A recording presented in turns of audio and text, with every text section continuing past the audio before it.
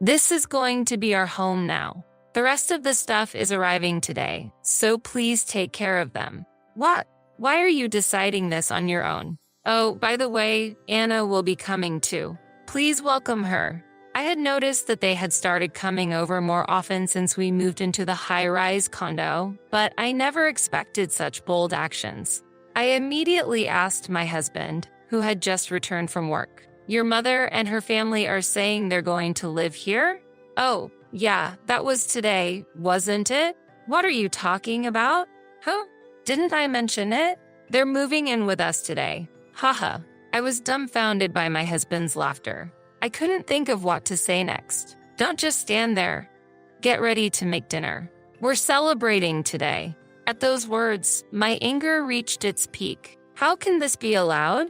After all, we can live here thanks to me. Huh? What are you talking about? That's not true. As we were arguing, my mother-in-law arrived. If you hate living together so much, why don't you just leave? Then she threw an envelope on the table. What is this? It's severance money from us. Severance money? There's $10,000 in the envelope. Take it, get divorced, and leave. We'll take the house. The in-laws were snickering at me. At that moment, I made up my mind. They are such fools. Lucky me.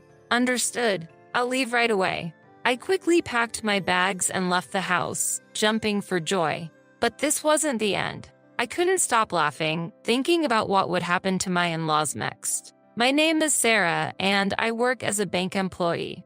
I thought I would have a happy life married to Kevin. But marriage doesn't always go as planned. I realized this when I first met my mother-in-law. So you are Sarah. What do you do for a living?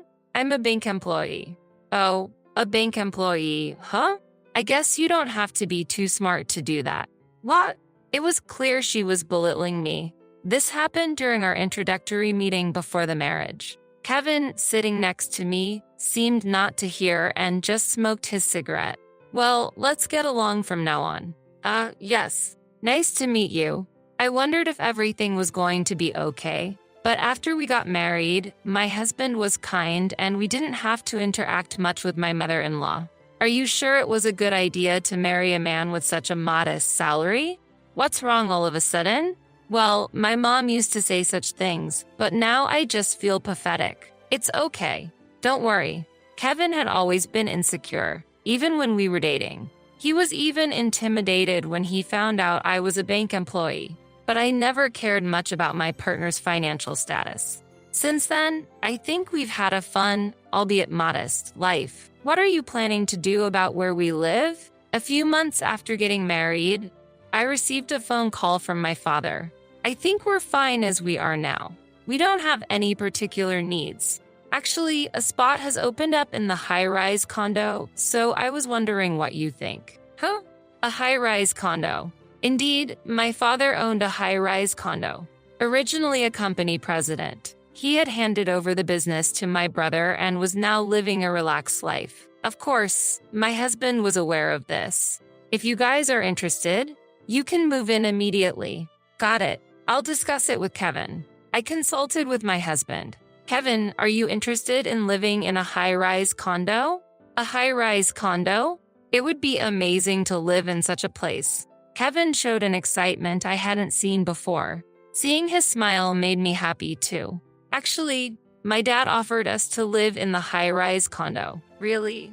Yes. Kevin, possibly overwhelmed with excitement, suddenly grabbed my shoulders. Calm down a bit.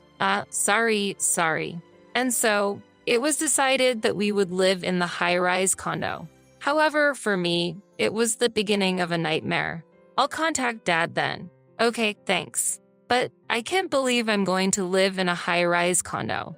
Kevin's eyes sparkled. After getting Kevin's approval, I called my dad the next day. Hello, Dad. Kevin agreed, so we've decided to move in. That's great. It's already cleaned and ready for you anytime. Got it. Thank you. Don't worry, I'll take care of the paperwork. At this moment, I realized something important and asked my father, by the way, how will we handle the rent? Don't worry about that. As long as you live there, you won't need to pay rent. Really? Of course. It's all for my dear daughter. My husband and I started preparing to move immediately. We moved in just 1 week. Perhaps both of us were excited to live in the high-rise condo. So this is a high-rise condo. It's incredible. I never imagined we could live in such a place. It's like a dream. All thanks to your father. Indeed, we need to express our gratitude. Although initially bewildered by the larger space of the high-rise condo, it only took a week for us to get used to it. I had concerns about whether someone like me should live there, but those concerns faded away. About 2 months after we started living in the high-rise condo, my sister Anna wants to come visit. Is that okay? Kevin had an older sister named Anna. I heard from Kevin that she had been married but got divorced because she was fed up with her husband and had returned to her parents' home. That's fine, but why does she want to come here? I hardly had any conversation with her before, so I didn't understand the reason. Well, I mentioned our new place, and she said she wanted to come over. That's fine, as long as it's on the weekend. I'll let her know then. And then the promised Saturday arrived. When the doorbell rang and I opened the front door, there stood a woman clad in branded items from head to toe. I couldn't help but step back, and then she spoke. It's been a while. Do you remember me? Of course, Anna. Then may I come in? Oh, excuse me. Please come in. My sister-in-law entered the house and seemed to be inspecting every corner. She checked each room, nodding as if satisfied with something. Is there something that concerns you? I was just admiring the house. Ordinary people can't live in such a place, right? It's all thanks to my father. Then we moved to the living room and had a casual chat. During our pleasant conversation, my sister-in-law suddenly made a condescending remark. At that time, I didn't understand why that was happening. It must be nice to be you, Sarah. Don't you think so, Kevin? I don't really. But this house is all thanks to your father-in-law, right? I wondered why she said that and timidly asked for a reason. Did I do something wrong? Not at all. It's just that our family wasn't wealthy. I knew from Kevin that his father had passed away when they were in middle school. Since then, they have faced many hardships. That made me think she might be jealous of me. That could be why she was dressed in all those branded items. Well, I'll be going now. I'll visit again soon. Take care. Okay. For about 2 hours, the conversation mostly revolved around their hardships and how fortunate I was. During that time, Kevin hardly joined in the conversation and just silently listened to his sister. I'm sorry. My sister is like that. I kind of figured. I'll make sure to warn her next time. Kevin promised, but less than a month later, she visited us again. And this time, she wasn't alone. Sorry for intruding. She barged in and plopped down on the sofa. Today, I brought our mom along, but the door was locked. Oh, Kevin gave me a spare key. What? I wanted to ask Kevin about it immediately, but he was out and unavailable. I had a bad feeling this could lead to trouble. And then the most troublesome person spoke up. It's not that big of a deal. What's the problem with having a spare key? The issue is that I wasn't informed about it. Maybe Kevin doesn't trust you? I think so too. With the two of them against me, it seemed hopeless. From that day on, my life turned completely different from before. When I returned home from work, I found my sister-in-law and my mother-in-law in the house. Moreover, they had helped themselves to the food in the fridge and moved things around the rooms without asking. This isn't right, don't you think? Even if I say something, the two of them won't listen. So, maybe it's best to just let them do what they want. I can't stand living like this. Please talk to them. I was quite frustrated. Frustrated with my husband for doing nothing and with myself for being powerless. Okay, I'll talk to them. Will you be there with me? If you're going to speak up properly, then I don't mind. My husband, as usual, confronted the two when they came over. However, they didn't pay any attention. Sarah must have instigated this, right? Come on, Kevin, be more assertive. That's right. You're the head of the household. You should have your own opinions. Then my husband seemed to be contemplating something, looking down. Don't say weird things. Please leave. When I said this to the two, my husband unexpectedly turned against me. You're the one who should be quiet. What? My husband was siding against me. He had completely succumbed to the will of his mother and sister. They took advantage of Kevin's lack of confidence and his inability to refuse. Now, I had no one on my side. I was wrong in my judgment. What my sister and mother said is correct. From now on, I will also express my own opinions. When my husband spoke with newfound confidence, the two smirked and looked at us. From then on, the situation became one-sided. I've decided to allow my mom and sister to come and go as they please. Wait, don't make such decisions without me. The decision is made and you have no say in it. My husband ignored my opinion, and his mother and sister supported his decision. Sarah, that's enough. That's right. Kevin is the head of this household. You just need to follow him as his wife. And there's a spare room, right? No way. It's a waste to have an unused room, so we'll use it. The atmosphere was clearly in their favor. The room lent by my father was now considered theirs. Given the circumstances, I had no choice but to tough it out. I decided to focus on my work and not worry about the situation at home. 6 months later, this attitude paid off. You've been doing really well lately. How about working in a higher position?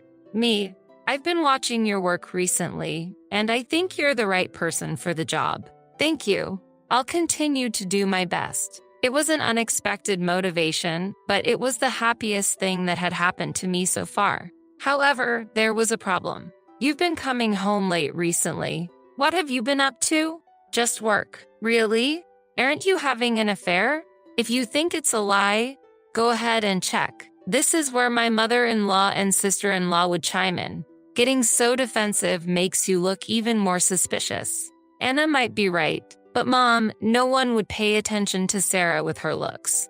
Indeed, they clapped their hands and laughed together. They were just having fun teasing me. Until then, they would come over maybe 3 times a week at most, but recently, they started to be at our house almost every day. One day, my mother-in-law came to me and said something totally off base. Do you need something? Do you even understand? Understand what? Have you ever thought about why you can live in a place like this? A woman like you doesn't fit in here. I thought to myself, that's more like her. You can't even do household chores properly. You're useless here. Do you get that? I was continuously bombarded with such baseless accusations. Of course, I wanted to retort immediately, but I felt that nothing I said would improve the situation. I chose to stay silent. Afterwards, perhaps bored, my mother-in-law returned to her room. Just as I was about to start preparing dinner, my sister-in-law came. I heard the conversation earlier. There's never a moment of peace. You should really understand your place. You're like a maid in this house. I work hard too, you know? And it might sound bad, but I earn more than Kevin. Then you should contribute that money to the household expenses. For us, of course. I couldn't agree with her argument. I wasn't living in luxury. I was actually paying for most of our daily expenses, like utilities and groceries. Kevin seemed to have forgotten that, and more importantly, my mother-in-law and sister-in-law didn't even know the reality. I often wondered what would happen if I stopped paying. Then why don't you work, Anna? Why should I have to do that? I almost envied her ability to say such things earnestly. It was a mystery where she went every day without working. So, where do you go every day? I don't need to tell you that. At that moment, my sister-in-law avoided looking at me. It was clear she was involved in something she couldn't openly talk about. Is that so? Then I'll just assume you're gallivanting around every day without working. I said this with a serious face. Angered, my sister-in-law threw a mug from the table at me. It didn't hit me, but the mug shattered into pieces. Why did you dodge? That was my favorite cup. Since it's your fault, clean it up. I silently began cleaning up a broken cup while she stood by, watching and laughing. I thought about throwing the shards back at her, but I refrained. You're in the way standing there. What? I'm just watching. After cleaning up in a few minutes, I tried to leave, but my sister-in-law interjected again. Remember, if you say something weird next time, it'll be much worse. I understand. I'll be careful. Inside, I didn't mean it. Watching my sister-in-law's satisfied departure, I complained in my mind, "Don't get too cocky. You'll get what's coming to you soon." Then one day, as usual, when I returned home from shopping, the house was noisy. Entering the house, I was met with a multitude of cardboard boxes everywhere. My mother-in-law was bustling around. "What are you doing? This is going to be our home now. The rest of the stuff is arriving today, so please take care of them." "What? Why are you deciding this on your own? Oh, by the way, Anna will be coming too. Please welcome her." I immediately asked my husband, who had just returned from work. "Your mother and her family are saying they're going to live here?" "Oh, yeah, that was today, wasn't it? What are you talking about? Huh? Didn't I mention it? They're moving in with us today." I was dumbfounded by my husband's laughter. I couldn't think of what to say next. "Don't just stand there. Get ready to make dinner. We're celebrating today." At those words, my anger reached its peak. How can this be allowed? After all, we can live here thanks to me. Huh? What are you talking about? That's not true. Are you serious? Serious? But you're just obeying everything your family says. What did you say? Say that again. My husband raised his hand towards me. At that moment, it wasn't fear I felt, but disbelief at how my husband, who used to be so unassertive, could change to this extent. Going to hit me? Try if you dare. Then, my husband slowly lowered his arm. Apparently, my words intimidated him, and he calmed down a bit. But then, he started laughing, recalling something. "What are you laughing at? I just remembered why we got married. You should be thankful that you could marry me." "What are you talking about? You might not know, but I married you because nobody else was interested. Before, I thought we got married out of love. Now, being told this, there's nothing I can do." My husband continued with a shocking revelation. "And it's annoying, but I married you because you earn more than me." "Oh, but that's what Mom told me." I felt nothing but anger towards my laughing husband. "So that was the reason. Since you're married to someone like me, it's only natural for you to contribute to the living expenses. Indeed, ever since we got married, I was the one who always provided the money whenever needed. I never thought you were such a terrible person. That's mutual. You only bring home money, and I never thought you could be so boring." As my husband and I were arguing, my mother-in-law arrived. "If you hate living together so much, why don't you just leave? Why should I have to do that? We don't need someone like you in this place." My sister-in-law agreed. "Sarah is unnecessary. Nothing will change if you're gone." Then, my mother-in-law threw an envelope on the table. "What is this?" "It's severance money from us." "Severance money? There's $10,000 in the envelope. Take it, get divorced, and leave. We'll take the house." Haha. My in-laws were smirking at me. At that moment, I made up my mind. The high-rise condo I was living in was technically in my name, but I was only borrowing it for free from my father. And then I thought of a way to retaliate against them. Such foolish people. This is an opportunity for me. I decided to act immediately. "Understood. I'll leave right away. I thought you would put up more of a fight." Well, that's the kind of woman she was. "Too bad, but I don't want to see your face anymore, so leave quickly." I was planning to do so without you telling me. I quickly packed my bags and left the house, almost dancing with glee. Imagining what would happen to my in-laws next made me unable to stop laughing. I decided to go back to my parents' house to inform my father about the situation. "Why have you come back suddenly?" "I've been kicked out of the house." "Kicked out? How did that happen?" "Well, you see." I explained to my father what had happened that day and the events leading up to it. I could see my father's face turning to anger as I spoke. After I finished, he was angrier than I had ever seen him. "Let's kick them out immediately." But I stopped him. "Wait, Dad, I have a better idea." "What kind of idea?" I shared the plan I had thought of when leaving the house. My father nodded and accepted my suggestion. "That's a brilliant idea, right? This way, it benefits you as well, and I get my revenge. So, you'll take care of it?" "Yes, don't worry." The next day, I contacted my husband immediately. "About the apartment. I have no intention of giving it back. I know. but the ownership is still mine, so I'm thinking of transferring it to you. Then it will truly be yours, right? I see. I don't want to cause you any trouble. I'll handle the paperwork. Is that okay? Okay. I'll leave it to you. All right. I'll also send the divorce papers by mail. Take care. After saying that, I hung up the phone. Just before hanging up, I could sense my husband's joy. A week later, the divorce was finalized, and the paperwork for the high-rise condo was completed. All that was left was to wait. Hey, I got a bill for $6,000. What's the meaning of this? Explain. A month later, my furious husband called. It was hard to suppress my laughter at his reaction. Well, it's a high-rise condo, you know? Did you think you could live there for free? But the rent was free until now, wasn't it? Indeed, when I was there. Haha. This is no joke. He was shouting so loudly that I had to pull the phone away from my ear. It was free because I was there, but now that it's yours, you need to pay the rent. We're not going to pay that. You can choose not to, but remember, the owner of the apartment is my father. After a moment of silence, my mother-in-law took the phone. I heard from Kevin what you did. That was unnecessary of you. Unnecessary? I believe what I did was entirely justified. Please don't be mistaken.